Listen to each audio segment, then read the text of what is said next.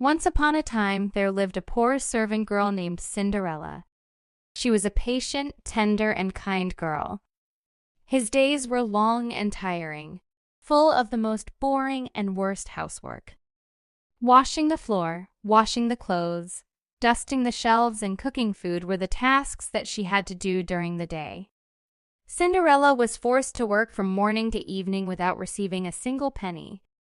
Cinderella's mother died when she was very young, and her father remarried soon after. But his new wife was a nasty woman. She had 2 daughters from her previous marriage who were as naughty as she was. They tormented poor Cinderella terribly every day. One day, when Cinderella was sweeping the ashes from the fireplace, they mocked her and sang, "Poor girl, poor girl." Her face is black, burnt, and ugly. Even though her stepmother and half-sisters had tormented her for years, she had never once disrespected them or tried to take revenge on them. She did not wish them ill at all.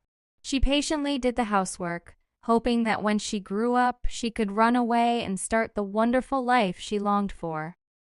One day when Cinderella was working at home, someone knocked on the door. Cinderella hurriedly opened the door. Behind the door stood a short, fat man dressed in royal robes and holding an important scroll. The old man opened the scroll and began to read. "It is my duty to announce that the king has sent an official invitation to all the young ladies of this land to attend the important royal celebration in the palace." Hearing this, Cinderella's stepsisters pushed her to a corner and stood in front of the fat man.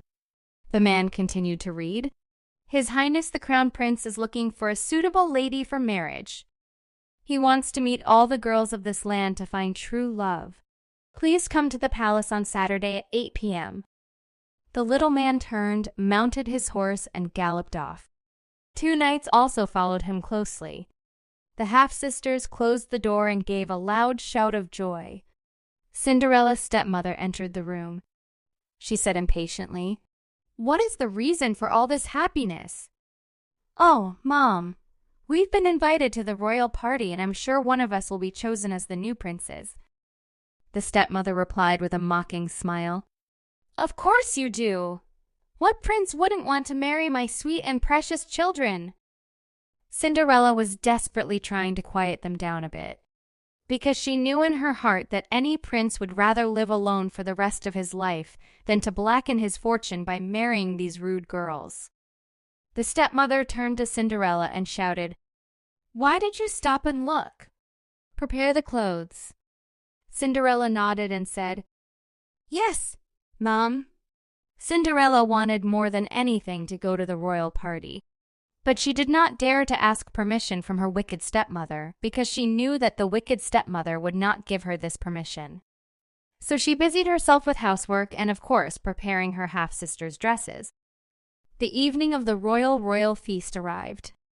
A magnificent horse-drawn carriage pulled up to the front door of the house, and the half-sisters, dressed in their hand-embroidered dresses, entered the carriage with much pomp and show. Cinderella looked at them with great sadness and sighed deeply. She said to herself, "If I could only have one wish for the rest of my life, it would be to attend a royal party and get away from the dreaded and boring housework for just one night." Suddenly, a great light appeared in the sky. A small fairy appeared in front of Cinderella, holding a small wand. Fairy said happily, "Your wish will come true." Cinderella asked in surprise. "What?" "I will fulfill your wish, because I am your fairy godmother." "Oh, how much you have suffered in silence all these years. You have a kind soul." "A kind and patient young lady," Cinderella exclaimed happily. "Oh, I can't believe it." But suddenly a frown appeared on her face. "But I'm not ready, Fairy Godmother. My clothes are cotton and my shoes are torn. I can't be in the palace like this." Fairy Godmother said with a smile, "Don't worry, Cinderella. All I need to make your wish come true is a pumpkin, a rat, 2 mice, and 4 grasshoppers." Cinderella looked very confused. "So hurry up, dear. Hurry up." Cinderella ran and prepared everything that the fairy godmother said. First, Cinderella went to the garden and came back with a big and ripe pumpkin. The fairy godmother tapped it once with her wand, and in an instant the pumpkin turned into a magnificent golden carriage. Then Cinderella returned a mouse from the mousetrap in the kitchen. Fairy godmother said, "Great dear, now if you don't mind putting them on the carriage seat for me." Cinderella quickly did this. The fairy waved her wand again. The 2 mice that Cinderella found in the barn turned into 2 servants in classy clothes. The 4 grasshoppers turned into 4 magnificent white horses, said the fairy godmother. And now for the final magic. And she hit Cinderella on the shoulder with her wand. A spark rose. The old clothes she was wearing a moment ago suddenly changed. Cinderella sparkled in a magical, sparkly gown fit for a princess. Cinderella looked at her feet.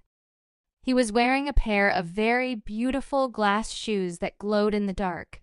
Fairy godmother cried, "Amazing! But remember that at 12 o'clock at night, this magic spell will be broken and your clothes will turn into old clothes," Cinderella said as she kissed her fairy godmother on the cheek. "I understand. And thank you very much for the great favor you have done to me, fairy godmother." Cinderella entered the carriage and drove to the royal party.